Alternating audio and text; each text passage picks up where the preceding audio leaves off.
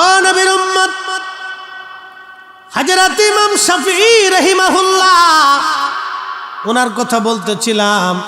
খ্রিস্টান মিশনারি বলল, হুজুর আর বোঝার বাকি নাই, আর বোঝার বাকি নাই, আপনি তাড়াতাড়ি চলে আসেন গো। আমরা আর আপনার সাথে বহস মোনাজারার জন্য আসি নাই।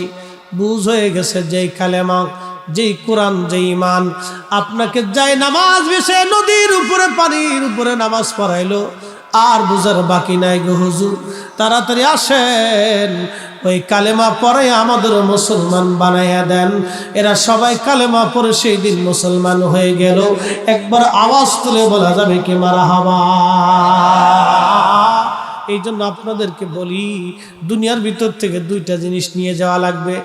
ইল্লাল্লাযীনা আমানু ওয়া আমিলুস সালিহাত, একটা হলো নেক আমল, আর একটা হলো ঈমান। একটা ঈমান আর একটা আমল, ঈমান ও আমল, ঈমান ও আমল, ঈমান ও আমল, ঈমান ও আমল, ঈমান ও আমল।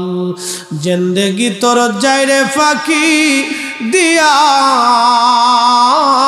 রে সোনার আদম, জিন্দেগি তো যায় ফাঁকি দিয়া। ও আদম রে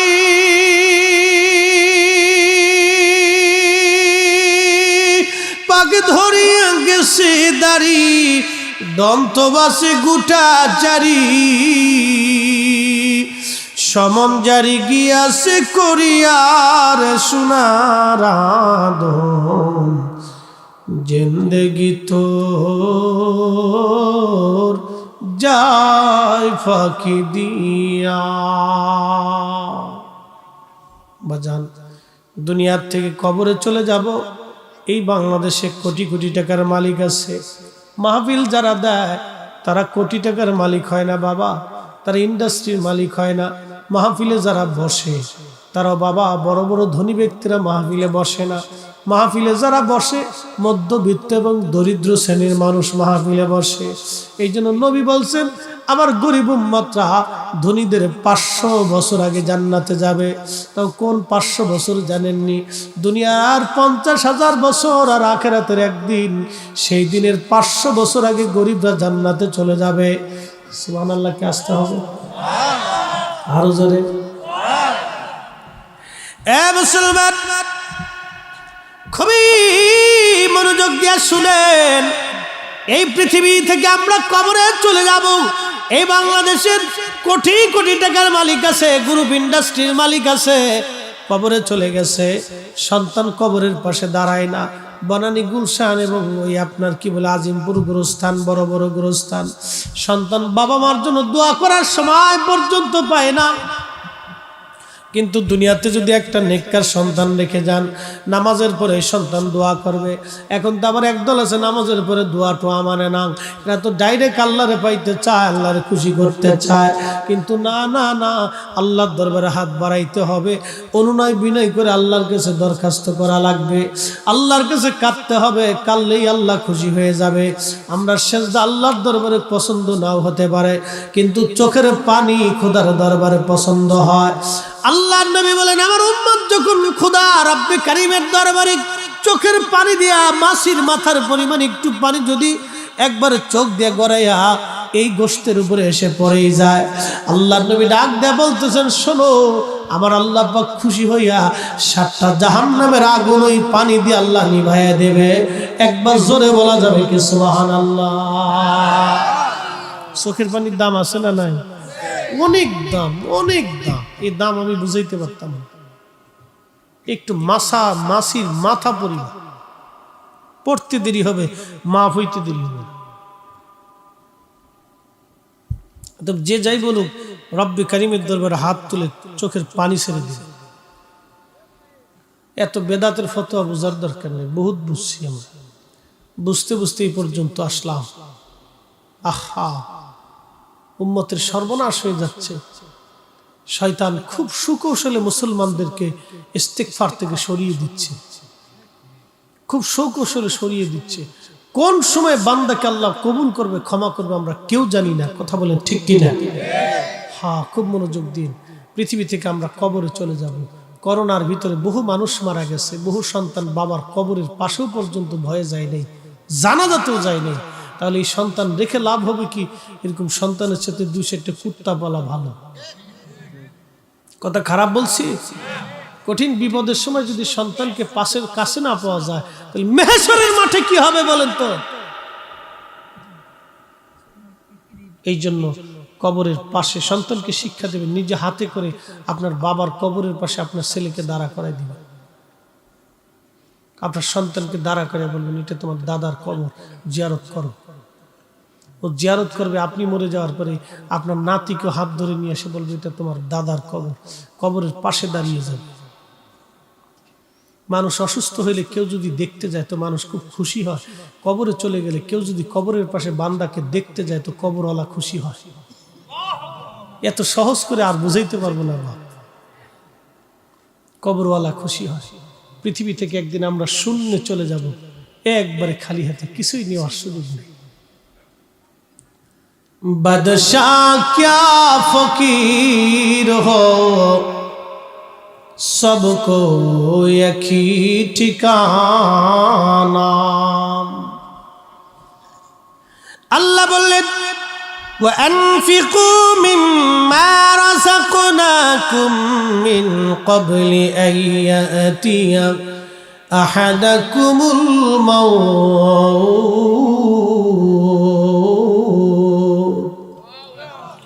এ বান্দা, তুমি যে সম্পদ অর্জন করেছো, তোমাকে যে রিজিক আমি আল্লাহ দিলাম, আসমান থেকে জমিন থেকে যে সম্পদ দিয়েছি, টাকা দিয়েছি, পয়সা দিয়েছি, তোমাকে যে সম্পদ দিলাম, এই সম্পদগুলি তুমি আমি মালিকের পথে, আমি আল্লাহর রাস্তায় তুমি খরচ করো। কিছু টাকা, কিছু সম্পদ তুমি আমি আল্লাহর পথে খরচ করো। যদি না করো, কিয়ামতের ময়দানে কিছু মানুষ এই গোশতগুলি কামড়ায় কামড়ায় টেনে টেনে ছেড়ে ফেলবে আর বলবে, ইয়া রব, ফায়াকুল রব্বি লাউলা আখারতানি ইলা আজালিন করিব। আল্লাহ গো, আবার পৃথিবীতে আমাদেরকে পাঠান, বেশি বেশি করে আমরা পৃথিবীতে যাব, ফাস সাদাকা, বেশি বেশি করে তোমার পথে খরচ করবো, আকুম মিনাস সালিহিন, নেককারদের অন্তর্ভুক্ত হয়ে যাব। আল্লাহ জবাব দিবে, ওয়ালা ইউআখিরুল্লাহু নাফসান ইযা জাআ আজালুহা। বান্দারে, আর দুনিয়াতে দ্বিতীয়বার আসার কোনো সুযোগ হবে না, কোনো চান্স নাই। একবার চলে গেলে আর আসার সুযোগ নাই। দম ফুরাইলে থাকার আর সুযোগ নাই, চলে গেলে আসার আর সুযোগ নাই। দম ফুরাইলে থাকার আর সুযোগ নাই। একদিন মাটির ভিতরে হবে ঘর রে মন আমার, কেন হাই হাই হাই হাই, শেষ।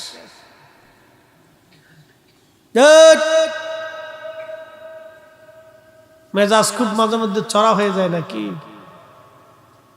কুল রাখতে হবে, ঠান্ডা, সব জায়গায় মেজাজ চড়া হলে হবে না। মা এমন একটা জিনিস,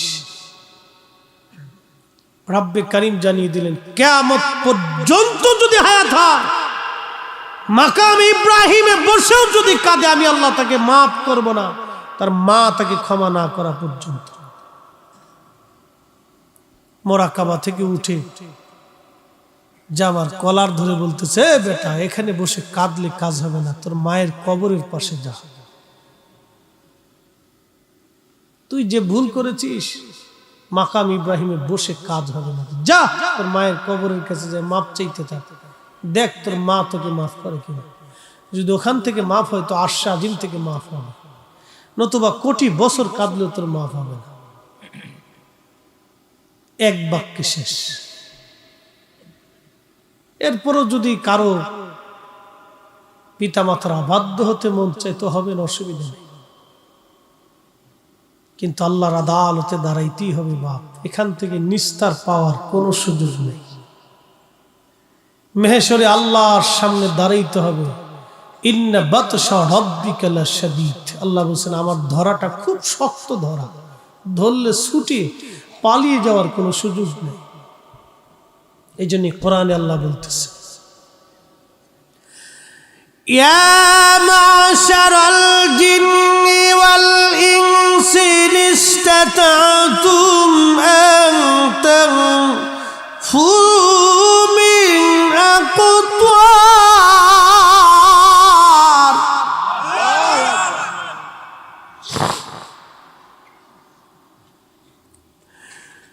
من أقطار السماوات والأرض فانفذوا لا تنفذون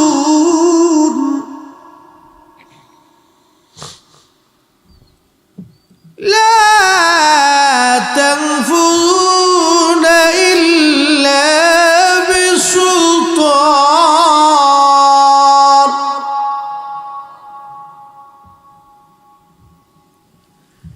يا معشر الجن والإنس إن استطعتم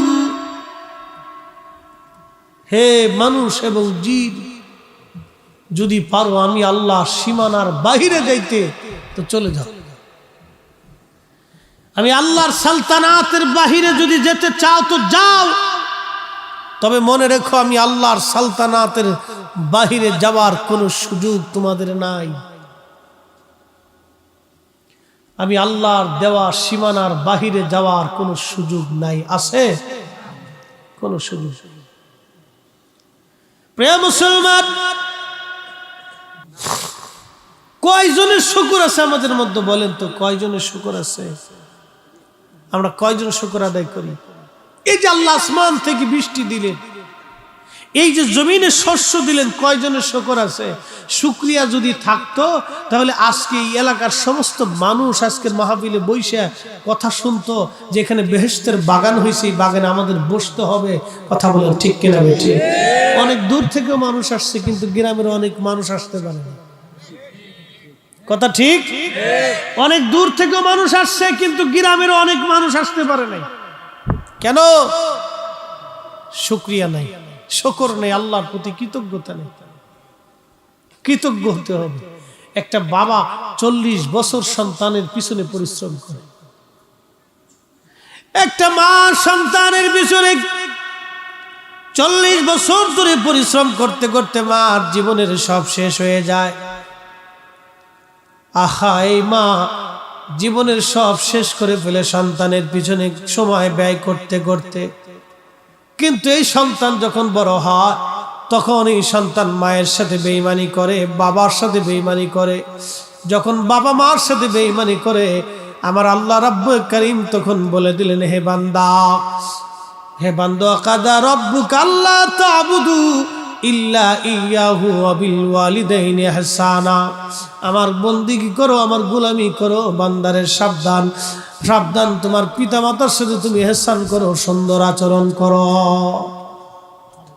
কিন্তু সন্তান যখন বয়স হয়ে যায় বাবা মার সাথে বেঈমানি করে বসে বহু সন্তান আছে বেঈমানি করে তাহলে যখন বেঈমানি করলো তখন বেজার হয়ে যায় কে একসাথে বলেন তো কে বেজার হয় আল্লাহ বেজার হয় একটা ঘটনা আপনাদেরকে শুনি এই যে শুকর কৃতজ্ঞতা বাংলায় বলে কৃতজ্ঞতা আপনি একটা লোকের উপকার করছেন এটা একটা মানে আপনার উপকার করছেন সে আপনার প্রতি কৃতজ্ঞ হওয়া উচিত মনোযোগ দিন আমাদের দেশে কিছু মানুষ আছে খুব দাওয়াত করে খাওয়াইছে খাওয়ানোর পরে ডাইলি লবণ কম হয়েছে গোশতে একটু মশলা কম হয়েছে ও খাইতে যাওয়ার সময় কম হয়েছে দূর খাবার টাবার তো ভালো দিছিল কিন্তু গোশত ভালো হয়েছে না ডাইলি লবণ কম হয়েছে আবার কাউরে যদি খাবার একটু কম দিয়ে বসেন তাহলে পরে যাওয়ার সময় দাওয়াত দিছে খাবার দিতে পারে নাই তো দাওয়াত দিল কে আর খাবার দিতে পারলো না কে তো দাওয়াত দেওয়ার দরকার কি এরকম কিছু মানুষ আছে খাবার নিয়ে সমালোচনা করে এগুলো কুত্তার চাইতেও খারাপ কথা খারাপ বলছি একটা লোক আপনাকে দাওয়াত দিছে সে সর্বাত্মক চেষ্টা করছে আপনাকে ভালো খাওয়ানোর জন্য আপনার পাতে যা দিছে ওটা খাইয়ে আপনি আল্লাহর দরবারে শুকর করতে হবে আল্লাহ তুমি আমার জন্য যা বরাদ্দ করছো রিজিক আমি খাইছি তোমার বান্দা আমারে খাওয়াইছে সে চেষ্টা করছে তুমি আরো তার বেশি করে খাওয়ানোর তৌফিক দাও আমাদের দরকার ছিল তার জন্য দোয়া করা আল্লাহর শুকর করে এটা না করে আমরা সমালোচনা করতেছি তার মানে কুত্তাও ফেল হয়ে গেছে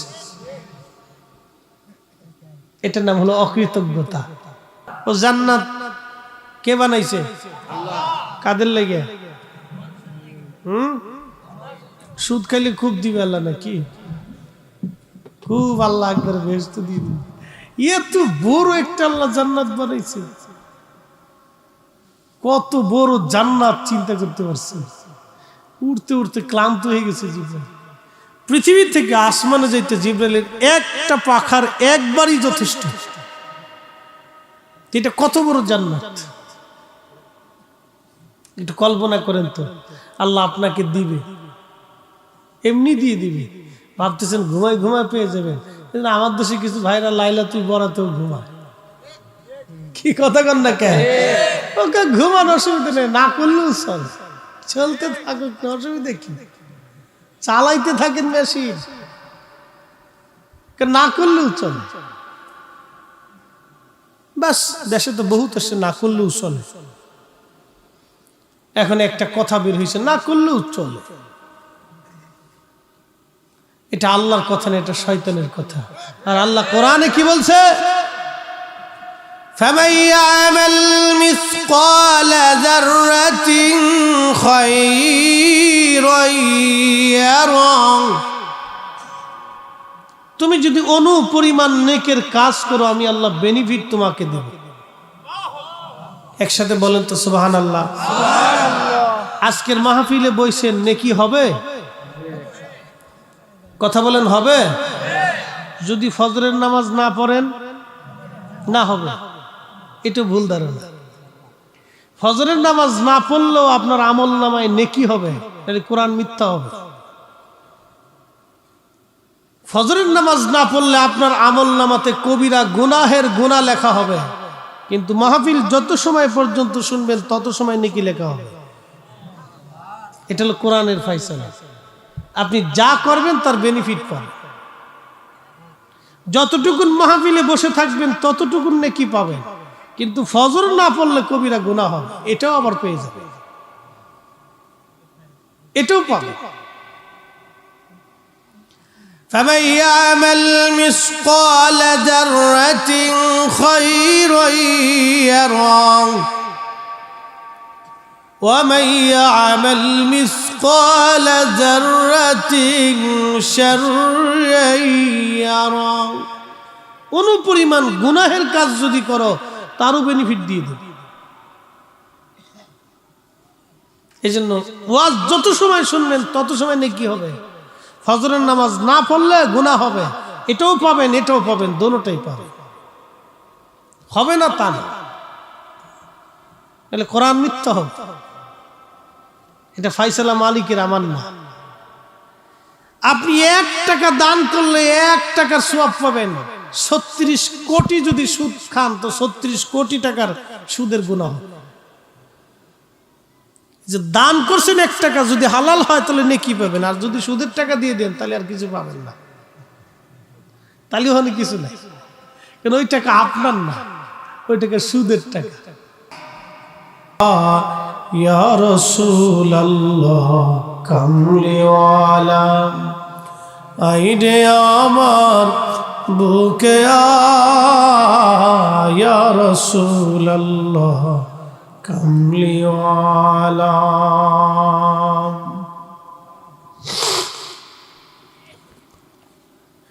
বাঁশবাড়িয়া দক্ষিণ পাড়া জামে মসজিদ প্রাঙ্গণ, ইসলামী জলসার সম্মানিত সভাপতি হযরত মাওলানা আজমল হোসেন নাটোরী সাহেব, টুনিপাড়া দারুল উলুম নিজামিয়া মাদ্রাসার সম্মানিত শিক্ষক, সহসভাপতি আলহাজ আহমদ আলী সাহেব, প্রধান অতিথি বীর মুক্তিযোদ্ধা আলহাজ মুজিবুর রহমান মজনু সাহেব, শেরপুর উপজেলা পরিষদের সম্মানিত চেয়ারম্যান হযরতুল আল্লামা মাওলানা সাইফুল ইসলাম সাহেব, আরবি প্রভাষক, ডোমনপুকুর কামিল মাদ্রাসা, আলহাজ মাওলানা মোহাম্মদ রইসউদ্দিন সাহেব, সহকারী মাওলানা আলতাদিঘি সিনিয়র ফাজিল মাদ্রাসা, সম্মানিত অতিথিবৃন্দ, জনাব অ্যাডভোকেট গোলাম ফারুক সাহেব, জনাব মোহাম্মদ সুলতান মাহমুদ সাহেব, বরেণ্য অতিথি সাইফুল ইসলাম আব্দুল হান্নান সবুজ এবং আমিনুল হক আমিন সাহেব সহ সকল অতিথিবৃন্দ, এলাকার মুরব্বানি ইকরাম, নাম জানা অজানা, উপস্থিত রামশহর দরবার শরীফের সাহেবজাদা আমাদের মাঝে উপস্থিত হয়েছেন, সম্মানিত উলামায়ে হযরত, সম্মানিত মুরব্বানি ইকরাম, কলিজার টুকরো যুবক ভাইরা, পর্দানশীল আমার সম্মানিত মা বোনেরা, সকলের প্রতি আন্তরিক অভিনন্দন, মোবারকবাদ। শুকুর এবং সুজুদ আলিশান আসমানে আল্লাহর, যিনি অনেক মানুষের ভিড়ে আজকে আপনাকে আমাকে আজকের মাহফিলে আসার এবং বসার সুযোগ করে দিয়েছেন। বলেন আপনারা খুশি না বেজার? তাহলে আল্লাহ পাকের আলিশান আসমানে আমরা শুকর করে একসাথে বলি আলহামদুলিল্লাহ। পৃথিবী একদিন ধ্বংস হবে, এতে কি কোনো সন্দেহ আছে? আল্লাহ বলেন কুল্লু মান আলাইহা ফানিউ ওয়া ইয়াবকা ওয়াজহু রাব্বিকা যুল জালালি ওয়াল ইকরাম। পৃথিবীর সব কিছু একদিন লয় হবে, ক্ষয় হবে, ধ্বংস হবে, কিছুই থাকবে না। একমাত্র যিনি থাকবেন তিনি মালিক আল্লাহ। এরপর আল্লাহ বলেন ফাবিআইয়ি আলাই রাব্বিকুমা তুকাযযিবান। হে মানুষ এবং জিন, বলো আমি আল্লাহর কোন কোন নিয়ামতকে তুমি অস্বীকার করবে? এটা ধান ক্ষেত ছিল।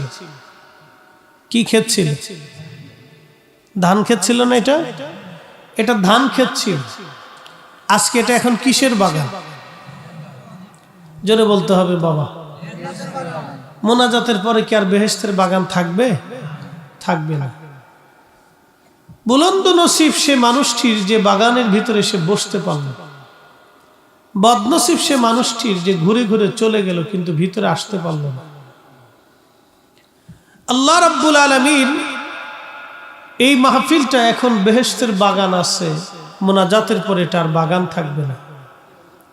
এই মাহফিলটা আমার ভাইরা সাজিয়েছেন, ওলামা ইকরাম দাওয়াত করেছেন, তিনারা এসে তাকরীর করেছেন, আমি শেষ তাকরীরের জন্য বসে গেছি। আশেপাশে বহু মানুষ, আল্লাহ সবাইকে যেন মাহফিলে কবুল করেন, বলেন আমিন। আমরা দোয়া করি তাদের জন্য। বলছি পৃথিবী একদিন ক্ষয় হবে, যে জমিন দেখতেছেন এই জমিন একদিন ধ্বংস হবে। যে আসমান দেখেন এই আসমান একদিন ভেঙে পড়ে যাবে। অসংখ্য নক্ষত্ররাজি যা দেখেন এটা ভেঙে পড়ে যাবে। আমাদের আগে বহু মানুষ কবরে চলে গেছে, এখন আমাদের পালা। আমরা চলে যাওয়ার পরে পৃথিবীতে আবার বহু মানুষ আসবে, কেউ না কেউ আল্লাহকে আল্লাহ বলে ডাকবে। তার অর্থ হলো পৃথিবীতে কেউ যদি আল্লাহকে আল্লাহ বলে ডাক নাও দেয়, তাও আল্লাহকে আল্লাহ ডাকার জন্য আল্লাহ বিকল্প ব্যবস্থা করে রাখছেন। কোরআন শরীফ এই কোরআন সাক্ষী দিচ্ছে, আল্লাহ বলতেছেন